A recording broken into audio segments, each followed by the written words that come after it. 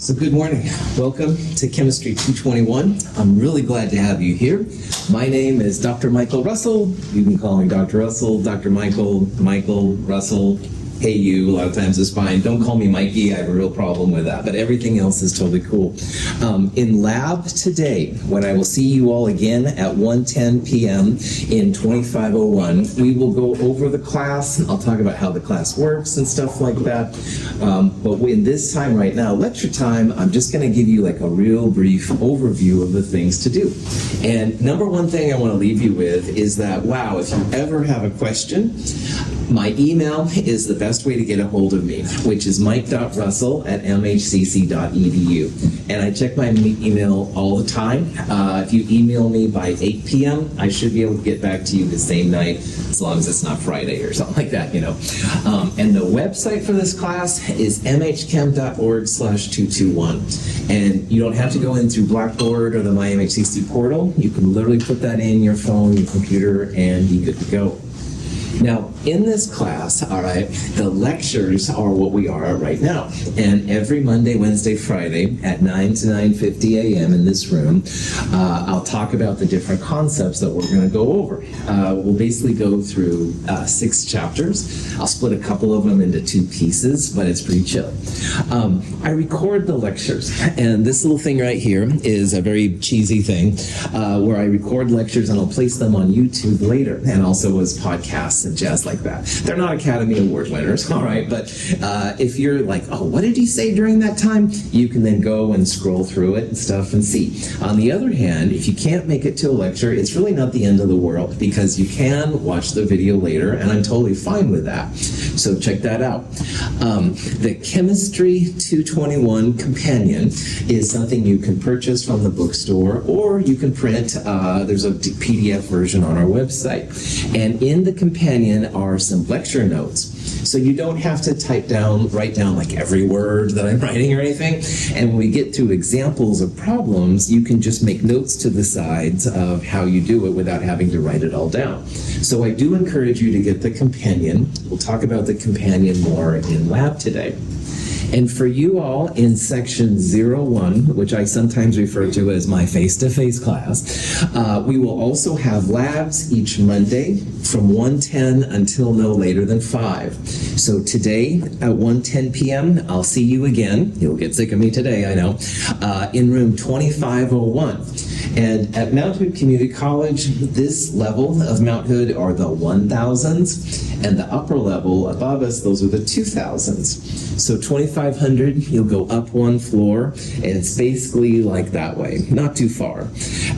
It's right on the spine, so you walk on the main walkway there, and it should be good. It's halfway between the math and the science areas, if that means anything. And for the first day of lab, you don't have to do anything crazy. I would encourage you, if possible, to bring the 8 bottles lab. I've already seen some copies floating around. 8 bottles is in the companion, but if you can't print and you don't have the companion, no worries. Just show up. I'll have some copies of the 8 bottles lab for you. Also, if you have your calculator, that would be cool too. I want to share with you a couple of things that I think will help you this term. Again, you don't have your calculator. It's not the end of the world, but if you do have it, you'll be that much more prepared. And we will do the 8 bottles lab today. It's kind of a fun lab, great welcome to the lab kind of experience. Some labs you will need safety goggles, safety glasses, and if you're going to take organic chemistry, I do encourage you to buy a really nice pair that has like a seal around your eyes. And you can buy a really nice pair for under $20 on Amazon and places like that. If you're only taking the Chem 221 through Chem 223, you're welcome just to go to the dollar store, and they have a pair of goggles that are fine. All right, sometimes they have little black straps around them. Sometimes it's like just like a regular pair of like shop glasses. I just want something around your eyes in case something happens. You won't need them today. Today's lab is pretty benign, but in future labs, sometimes you'll need them. So we'll talk about all of this more this afternoon. But at this point, does anybody have any questions? Anything that's just gotta know, which is legit? Yeah. What kind of calculator do you recommend? Right on. So if you have one from the math department, which you definitely have, boss. That's the best, honestly. So you're totally set up. You will need a physical calculator. All right. On homework and stuff, you can use iPhones and pad tablets and stuff. But on quizzes and exams, you have to have a physical calculator. If you don't have a physical calculator right now, there is a calculator from TI. I think it's the TI-30X. It's a scientific calculator. There's a couple versions of the TI-30, but it's the TI-30X, I think, that's the scientific one. You'll need to use powers of 10, all right, times 10 to the 6, 12, minus 6, whatever. And if you don't have a scientific calculator, you'll be putting in lots of zeros, and inevitably you'll miss one. And I do this too. It wouldn't be just you, it would be me too. So having a scientific calculator can be super cool and save you time, make your accuracy greater. The TI-30X is about $30. So from Fred Meyer's. The last time I looked, and again, gas is $2 a gallon, right? Don't shoot me. So anyway, maybe my numbers aren't quite right, but it shouldn't be too crazy. So good question. Other questions? All right, let's go. What is chemistry? Today and for the years to come, the world looks for better things, for better living, through chemistry. The science that has played a major part in the perfection of practically everything we use. Niagara Falls in the 1970s is a place that is synonymous with chemicals. Chemists make things as far apart as insecticides for the farmer and cosmetics for beautiful women. Substances are shipped out in tank cars and bear names like styrene, vinyl chloride, acrylonitrile. Modern chemistry and modern industry join hands in serving modern America. So that's one version. How would you describe chemistry? Chemistry. Eller här kemi.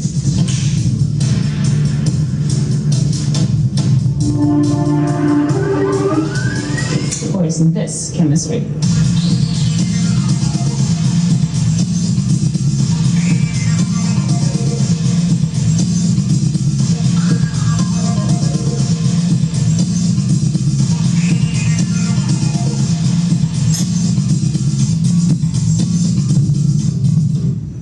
Chemistry is around us in so many places, and it's gone through lots of transitions over time. So the first video was from the 50s and 60s version of chemistry, black and white, old guys in white, lab coats, stuff like that walking around. We've come a long ways from there, I think, and so the next version was a little bit better. But it's important to realize how chemistry affects us, and probably almost everybody in here has a cell phone, and in your cell phone, there's about 1/3 of all the elements present in some continuity. So chemistry is very relevant. We use it for food, we use it for the things we get used to, our clothes and stuff, lots of different things. So it's pretty important to talk about what exactly chemistry is before we get into chemistry. Chemistry is the science of matter, of its properties, and of its transformations. All matter is made from about 100 elemental forms, the elements. Intrinsic to matter is energy. The waves of the ocean are energy made manifest and obvious. But energy permeates even the most subtle interactions of matter and is fundamental to chemistry. When people think about chemistry, usually they think about, scientists in labs making explosions and stuff like that. And that's totally fun too, don't get me wrong. That's the matter part, all right? Like taking things with mass and putting them together to make new things with mass. And that's something that people think about. But what people don't often realize is that chemistry has a lot to do with energy, all right? And getting up on a Monday morning when you've been sleeping in for most of the summer can be kind of difficult sometimes unless you have the energy. So I think about energy a lot in my day-to-day world. I see lots of energy drinks and waters and stuff. Big thing of water there too, which is cool. You've got to have these things to keep yourself going. So energy and matter are both fundamental to chemistry. Now, chemistry's always been seen as weird, all right? And I don't think I have to explain that too much, but anyway, if you don't think it's weird, yes, I mean, seriously, what, prof@.com. I think the reason why chemistry has been seen as a little strange is in the name itself, because chemistry, the name, comes from an ancient Egyptian, I think it's Khmer, I'm not sure. It's where they embalmed the dead, all right? And that sometimes is seen a little different and stuff like that. So chemistry has been seen perhaps as a little bit occult and stuff, and of course we're totally past this now and stuff, but anyway. Matter is made of atoms. When two atoms of the element hydrogen are bound to a single atom of the element oxygen, they form a molecule of water. Atoms and molecules are amazingly small. Because atoms and molecules are, in a practical sense, impossible to see individually, scientists often depend on models when working with and discussing them. A single drop of water contains more than 2.5 billion trillion water molecules. So Chem 221 is made of students, and all matter is made of atoms, all right? And same kind of thing. But while I can see all of you, and eventually I'll learn your names, but don't ask me right now because I couldn't even tell me my name probably. I'll be able to tell your names eventually. Atoms are so small that it's almost impossible to see them. They're really, really small. Now, this is a silly joke that I'll use a couple of times, but and why I said, when I just put a silly bit of water down, I just put more atoms of water, molecules of water, down the sink than there are teaspoons of water in the Atlantic Ocean. And if you've seen the Atlantic Ocean, you can't see England, Africa, no, can't see you either. It's big, like the Pacific, all right? But it's not as big as Pacific, but it's still pretty big. Well, I just put more molecules of water down the sink just now than there are teaspoons of water in the Atlantic. So that just says that, man, these atoms are freaking small. It's my G-rated F word. They're freaking small and they're really hard to tell. So you can see there's a little model in there of water. Models are about what we have because they're really difficult to see. Now, as technology improves, we're able to see these little atoms and molecules better and better, which is really exciting. But a lot of times in the past, we've been stymied in the fact that they're just so small you can't see. Like biologists can see down to the micro, and that's pretty good with microscopes and stuff. We need special techniques to see down things that are that small. So everything is made of atoms. You yourself, me, my computer, my remote control, everything. And we'll talk about how their interactions keep things together and can also break them apart to make new things. Chemistry has different names in different countries and stuff. I'm not going to try to pronounce a lot of these. It has gone through different changes and stuff. So alchemy is an early version of chemistry. I sometimes think of alchemy as like the cousin that people don't want to talk about. But anyway, chemistry originally had a Y in it. That was around the 1600s. And of course now it's chemistry. Woohoo! 21st century. Living large. Matter changes. Atoms and molecules are in constant motion. Heat increases this motion. The amount of motion dictates how well atoms and molecules can hold on to each other. The less motion there is, the better the hold, and the more solid the matter. When liquid water is cold enough, its molecules arrange in a particular structure and turn to ice. When heated, the vigorous motion of liquid water molecules separates them from one another, and they become an invisible gas. This morning I took some liquid water, placed it in my coffee machine. Most of the liquid went through, but some of it came off as steam, all right? Steam, which is gaseous water, and liquid water, same molecular configuration, all right? It's H2O. We'll talk a lot about H2O in this quarter. So matter changes quite a bit, and you can also take that same water, of course, put it in the freezer, and it'll become an ice cube, all right? That's water as well. So water transforms a lot, all right? right? It can remain the same, like in the case of water. On the other hand, because my coffee had some caffeine in it, I took the caffeine in, it's doing all kinds of things in my body. Those are true transformations. We don't have caffeine anymore. We have other kind of chemicals running around. So the study of how matter changes is arguably a big part of chemistry, all right, big part of science in general. And of course, when you're thinking about ice caps melting, greenhouse gases, stuff like that, that's huge, obviously, in terms of society impact and stuff like that. Matter interacts with other matter and is transformed. Life is perhaps the most complex expression of chemical interaction. Living things transform matter to further their own being. They are transformations of matter. Life radically changed the chemistry of Earth and its atmosphere. 70% of the oxygen in the air is produced by microscopic plants in the oceans, and the rest comes from land plants. Complete understanding of the chemistry of even the simplest forms of life is beyond our present comprehension. Life itself thrives on matter changing, all right? So the caffeine I used to kind of give myself a little boost here this morning, yeah, totally, it changed around in my body. When you eat a gummy bear, which we'll use as an example later, the gummy bear has sugar. Sugars go around the body, give you energy, the ATP, ADP kind of thing. Life is really important. Now, some reactions, as chemists, we understand really well. So if you want to make table salt, sodium chloride, from the sodium and the chlorine, that's understood pretty well, definitely. But man, when it comes to caffeine running around your body and stuff, or even more complicated like pharmaceuticals and stuff, that can get pretty complicated. So life itself is a type of chemical reaction on one level, and it's very difficult to understand. So there's lots of work left to be done in chemistry. I will present to you often the state of affairs as they exist today, but maybe one day you will look forward and do something new, and then I'll talk about the Valerie addition to get this chemistry reaction or something. So there's lots of work left to do in this world. Chemistry is the science of matter and of its transformations. The equipment this diver wears allows him to breathe underwater for a very long time. The carbon dioxide he exhales reacts with chemicals in his apparatus to produce oxygen, which he can then rebreathe. This diver can explore the sea with greater freedom because chemists have helped develop every piece of equipment he uses. Chemists press the frontiers of knowledge in laboratories and offices with test tubes and computers. In the pursuit of the practical, they too are explorers.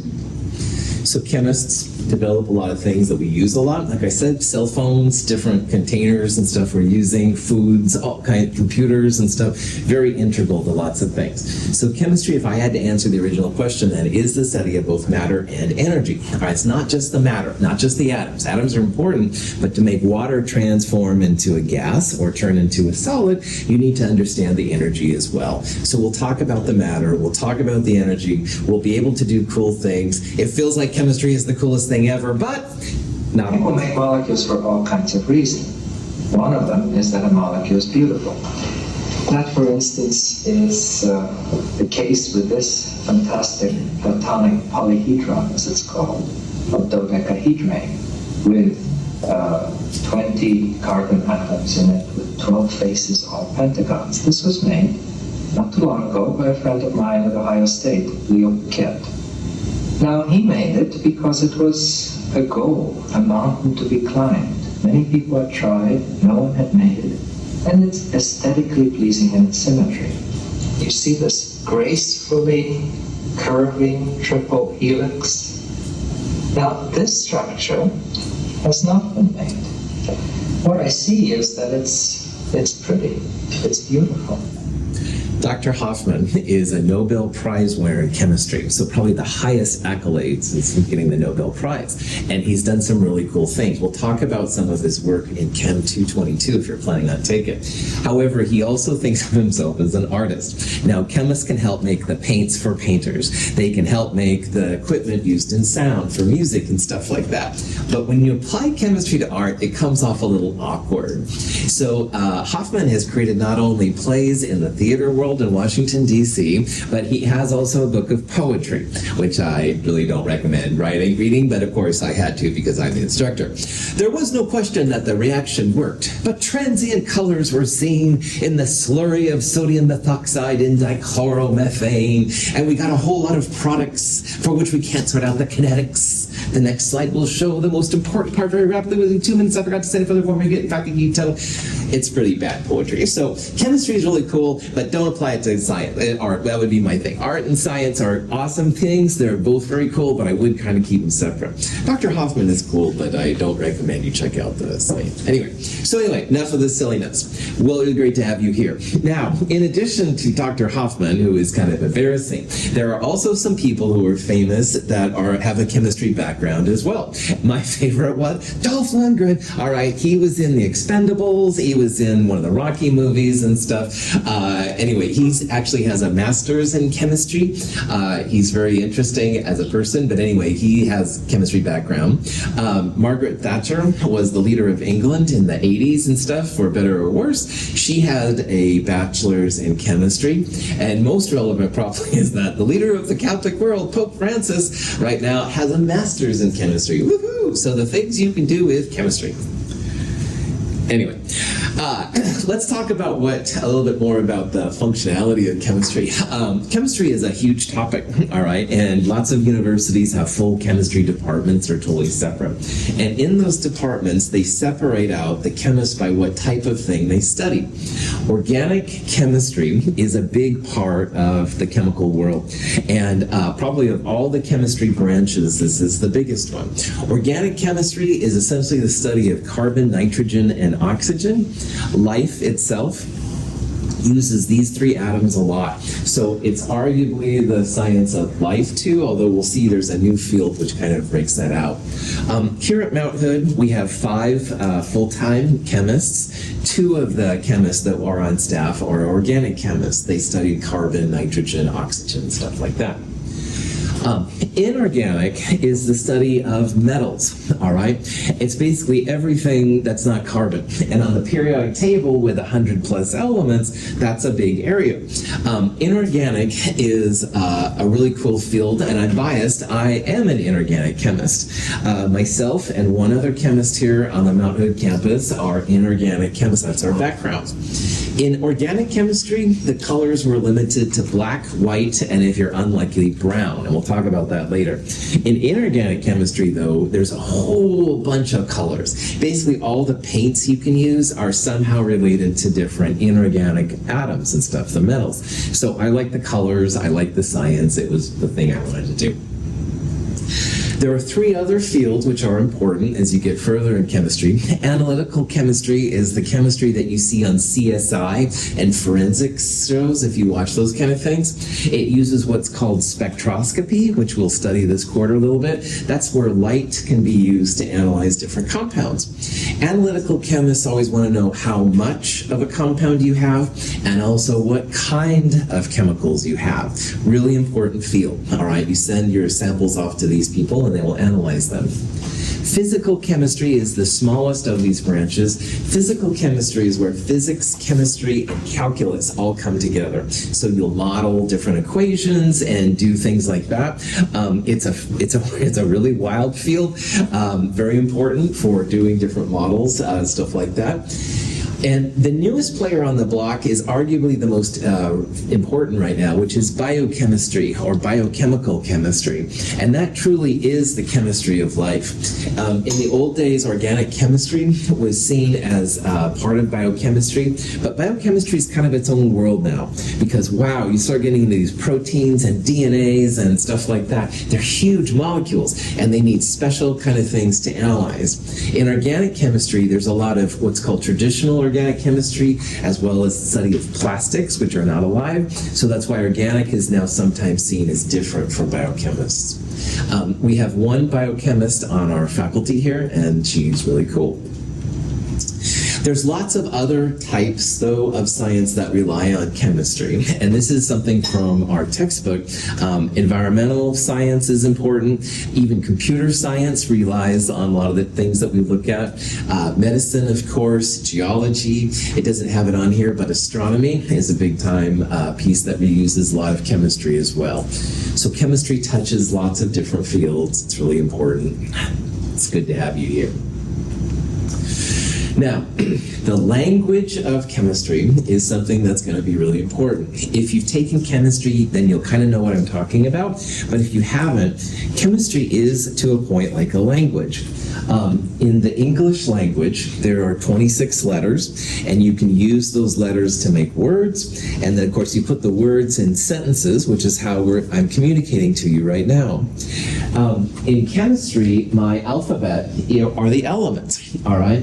And in the English language, again, 26 letters, my periodic table is not complete. There's actually elements that go all the way down there. There's 118 letters, all right, in the chemistry language. So, yeah, and some of the letters we use more than others. So, like in the English language, we use the vowels, A, E, I, O, U a lot. Well, in chemistry, we use carbon, hydrogen, nitrogen, oxygen, these kind of things quite a bit. Some of them are more common. Some of them are a little bit more esoteric. But they're all potential candidates for the language. And then you can take the letters, the atoms of the alphabet, and put them together to make compounds. And compounds, honestly, are more exciting than the elements. Caffeine. As you can tell, I drink a lot of coffee. Anyway, caffeine, carbon, nitrogen, oxygen, stuff like that goes together to give me a rush in the morning. Just so you know, kids. Sugar is another compound with lots of different pieces going together. And then finally, then the sentences of chemistry will be the reactions. We'll talk about all of this as we go through the different pieces. So I call it a language because you can literally make the analogy that there are like types of words, if you will, in chemistry. So the elements are where we start, all right? Just like back in grade school, you start learning the alphabet. We're going to learn about the elements. And we're not going to know everything there is to know about the elements because each one of those crazy things has a plethora of stuff available to you. But we'll at least be able to figure out some general trends and stuff and how they work, how they react to other substances. Here's just some examples of some elements. Sodium, big time important. Sodium in its pure form is a soft metal that you can cut with a dull knife. It's really amazing. You don't want to place it in water, though. We'll talk about what happens with sodium in water later. Aluminum cans, all right, really important. For a long time here in Portland area, we relied on making aluminum as a staple for our economic development, the Reynolds power plant. Bromine is fascinating. It's technically a liquid, but at room temperature, there's always going to be a little haze over that, and that's the liquid turning into a gas. In Chem 222, we'll call it a vapor pressure. You don't need to worry about that right now. Just realize, don't breathe deeply over bromine, man. Oh, it's a putrid smell, and it's probably dangerous if you do too much, but has affected me. No, anyway, so every element has their own ways of doing things, just like the alphabet has different ways of doing things. This guy, Lavoisier, was the first one to define the idea of an element, which was really, really helpful. Lavoisier was on the wrong side of the French Revolution, however, and his head was decapitated in a guillotine. However, before that, he was able to do some really cool things in chemistry, which we still use. Now, periodic table, pretty crazy, 118. This is a better version of the periodic table. This guy, Berzelius, was the first one to think about, we can use symbols for the different elements. And this was really cool, because who wants to write out hydrogen all the time when you can just use a capital H? Oh, but then there's helium. So every element has always a first letter capitalized, and sometimes they have a second letter that's lowercase. So always the elements, first letter always capitalized. You won't see F there as a little f. It's always a capital F. But oftentimes there will be a second letter, and that'll be a lowercase. Now there's 118 elements as of this moment. However, when I started at Mount Hood, it was like way over here. It was a lot less. So the number of elements continues to increase, which is really cool.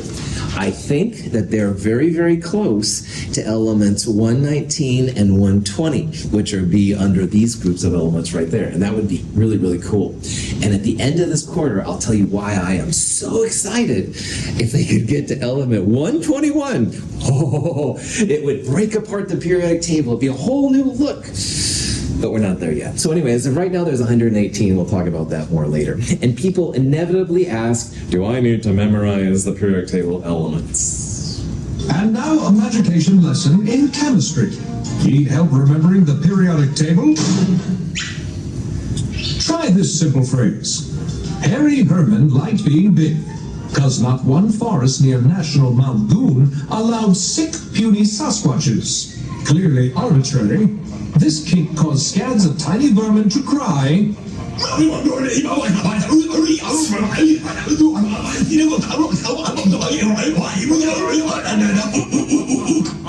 And that's how you remember the periodic table.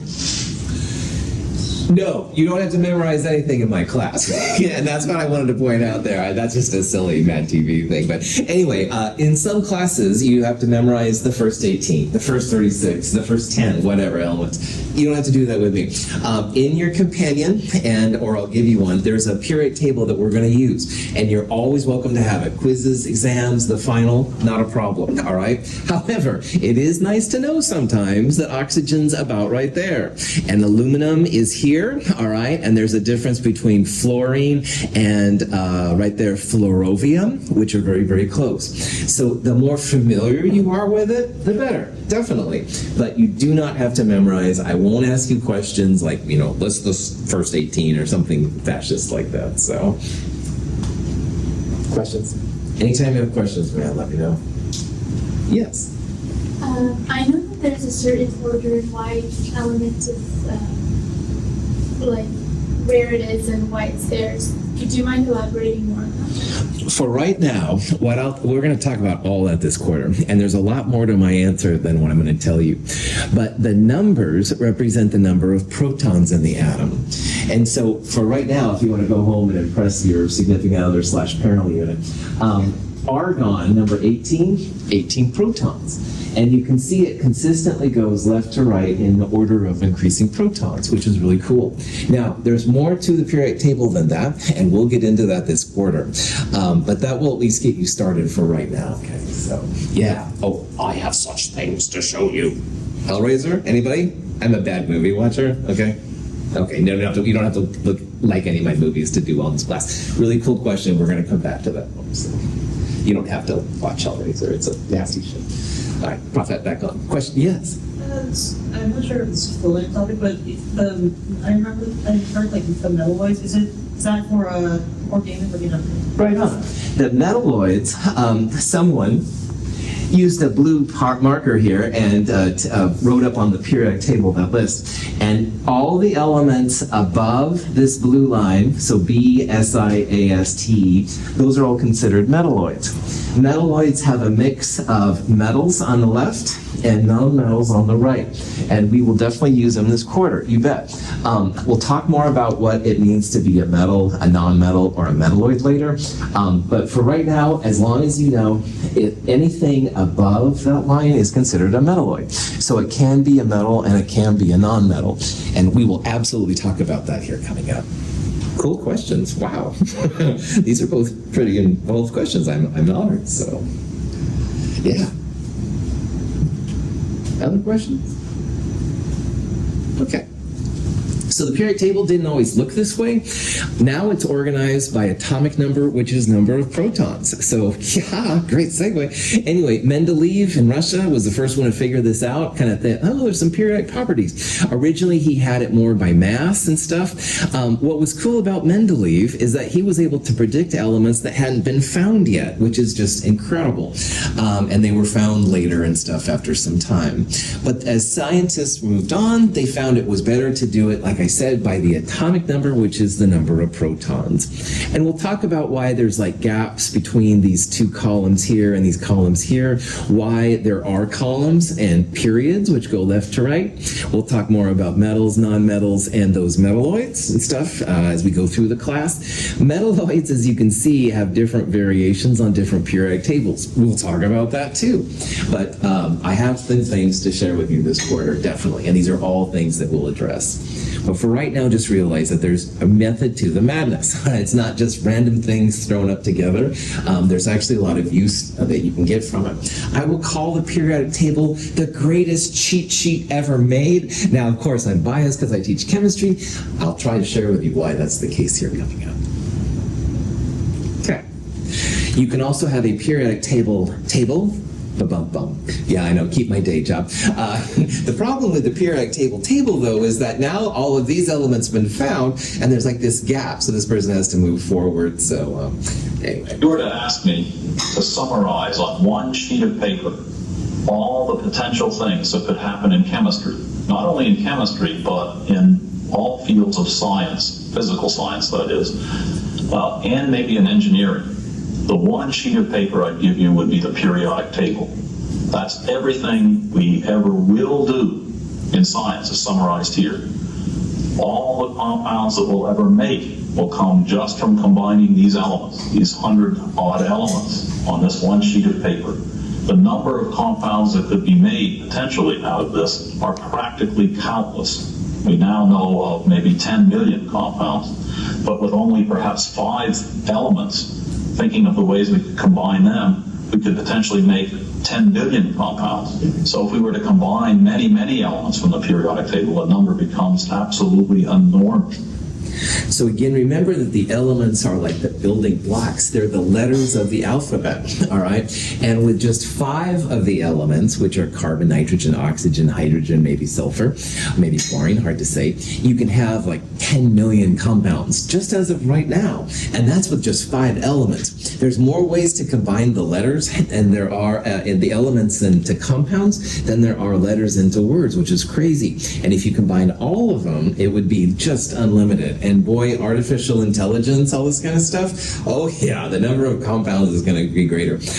When I was in graduate school to get my PhD, I made some compounds that had never been made before. Woohoo! They don't cure cancer, they don't make the price of gas down or anything like that, but I was the first one to make them, and I categorized them and stuff like that. So you could too, if you decided to go into chemistry. It's not hard to make new compounds, which is really cool. These compounds, these elements in the compounds, again, have tons of different uses. And again, your cell phone is a great example of how these elements can come together, because most cell phones have about 1/3 of the elements. So, 120 and stuff, that would be quite a few of them. Some of them are used for conductors, some of them for the plastic container on them, the glass that you can touch screen on top of it is made of them. So it's really cool. So this is chemistry in action. This is why chemistry is still quite relevant. Now, pictures of atoms, or compounds for that matter, are still very difficult to obtain. There's not a lot of home movies that I can show you yet on the atoms, where there's some popping up now, but they're pretty small. These are carbon atoms, all right, that a group took. These are copper atoms, and they mostly just look like little spheres or little bumps and stuff, which is kind of what they are. And again, the problem with it is that they're so freaking small, all right? Like you can see like DNA molecule and stuff or something like that, but the atoms in the DNA are just so much smaller. This is a nanometer, all right? Now this is a meter stick. If you run so many meters around the track, stuff like that, that would be 1 meter, 10 to the 0. This is 10 to the -9 meters. So if you take that 1 meter and then take one part of that, 1/10 of that, and then a tenth and a tenth and a tenth and a tenth, and you go down 9 times, that would be how small a nanometer is. It's really, really small. And it's so small that the light itself begins to interfere with your measurements. These are things we'll talk about later. But again, science and humankind is able to overcome lots of different things. We're starting to see some pictures, which is really cool. So hang tight. Now, the atoms themselves have different pieces as well. And the atom, basically, they're all little spheres, all right, like little tiny planet Earths, although that's not quite right, as we'll talk about. In the planet Earth, or in the atom, there's what they call the nucleus. The nucleus is where you hold not only the neutrons, but also the protons. And the periodic table, as I mentioned earlier, is organized around the number of protons. So, for example, hydrogen up there is number 1. That would have only 1 proton. And helium, number 2, would have 2 protons in there. Lithium would have 3, etc., etc. Now, there's also neutrons. We'll talk about that more later. And around the nucleus is what they call electrons. Electrons and protons provide the glue that holds most of the atom together. And that's something else that we'll talk about as we go through. But all atoms are basically little spheres. Some of them have more pieces, so they weigh more, they have more mass. Some of them have more volume, less volume. These are all things that we'll talk about in this series of classes. Then you can take those atoms and put them together to make compounds. And like I said, compounds are a little bit more exciting. So water is obviously something we all need. Caffeine is something that I need. Just say no to that program. Anyway, lots of different compounds out there, and they're more exciting. This particular compound is kind of cool. This one right here is a nickel atom, and then there's 2 of these what they call dimethylglyoxenes. You don't need to worry about that right now, but you will make it in Chem 223 if you stick with me that long. Woohoo! Advertising for other classes, my apologies. Anyway, this nickel dimethylglyoxine thing makes a really cool red color, and it's something we'll use in the spring if you're with me. But anyway, that's not important right now. If you look at this compound, there's different colors, all right? And chemists will often use different colors to tell what the different atoms are. So the blue ones here are nitrogens. There's a couple of red ones, which is oxygen. Carbon is usually black. Hydrogen is usually white, and then the other compounds have different colors. And so this is just one way that chemists represent a compound, but remember, a compound is a mixture of different atoms, all right? It's not hydrogen by itself. It's not oxygen by itself. It'll be water, which is a mixture of hydrogen and oxygen together. So this is a great segue into what I call the iClicker system. Now, iClickers are pretty cool. It's a way for you to hopefully be more entertained and engaged in lecture. I will use cheesy jokes, as you've already seen, unfortunately, I apologize. But I'll try to use jokes, and I'll try and do shenanigans and have funny videos, but honestly, all those things get kind of boring. So iClickers are a way for you to play like it's in a game show, all right? And you can actually select on your phone a typical letter to see if you got it right or not. Now, this quarter, we're starting to use the iClicker Student system.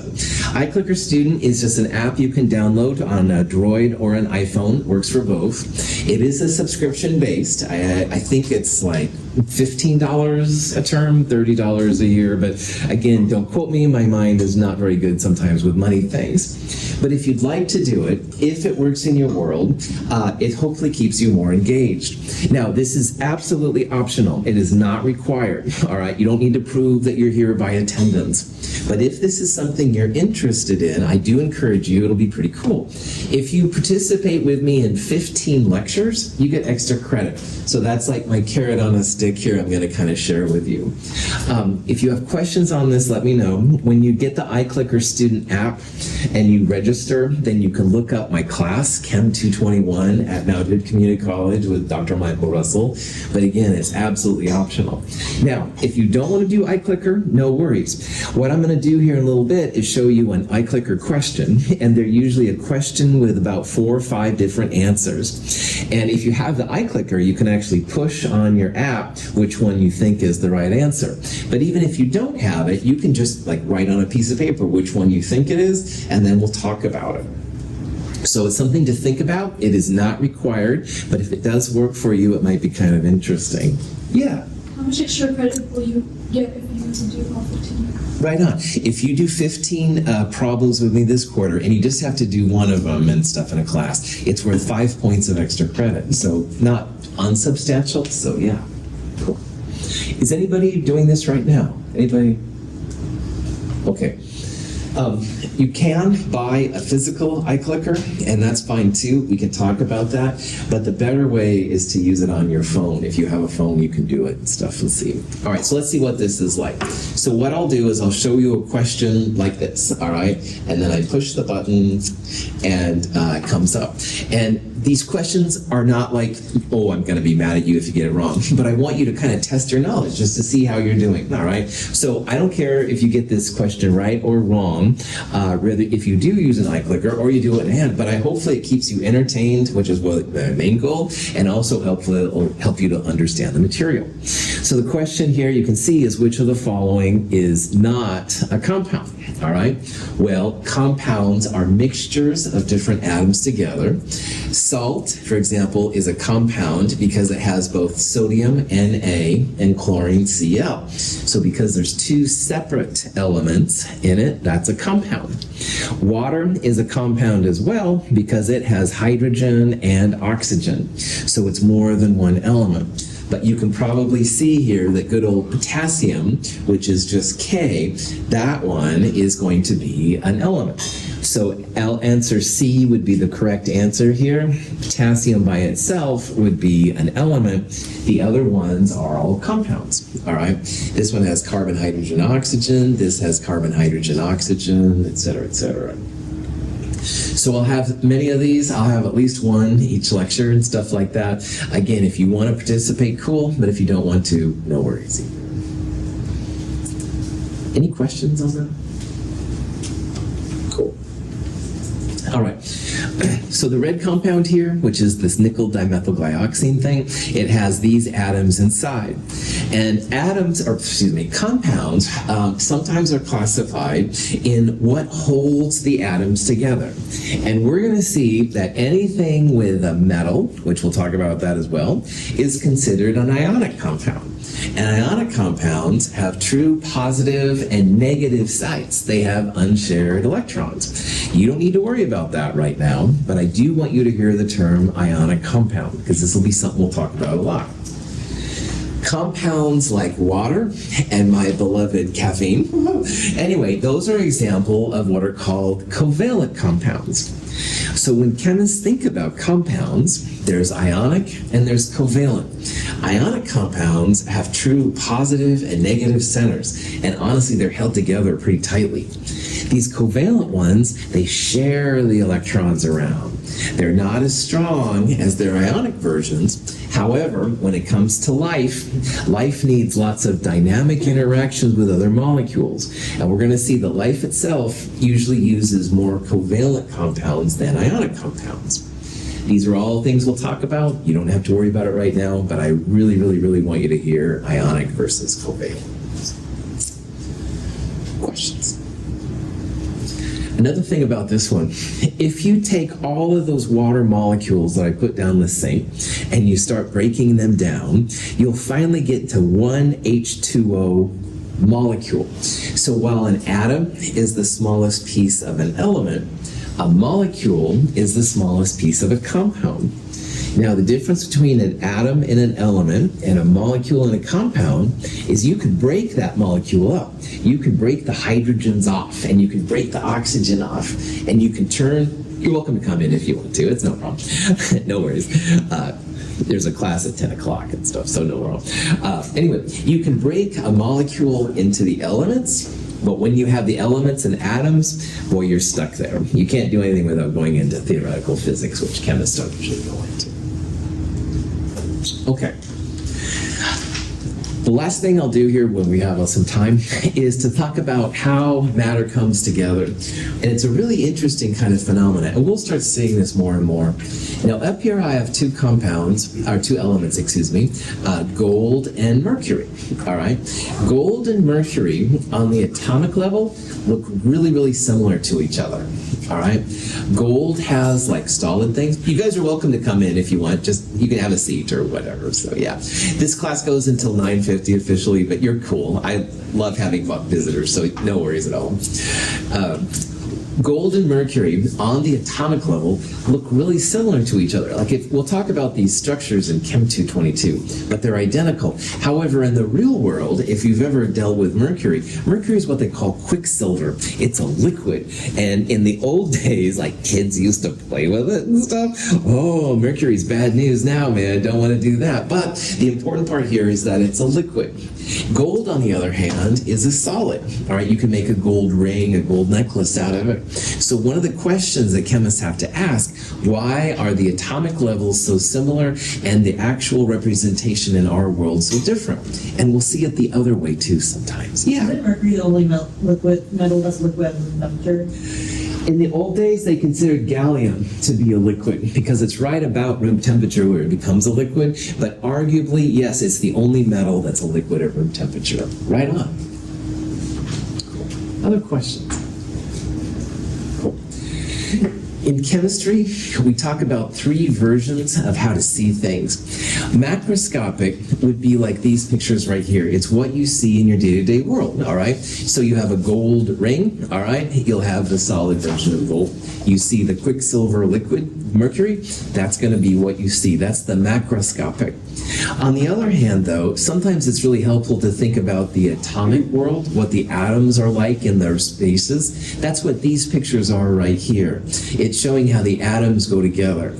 And finally, because it's hard to write out all these different molecules, we will use symbols a lot, symbols to help us understand how things transform and what they mean. Symbols are where the elements, symbols will come in. So like gold is AU and mercury is HG.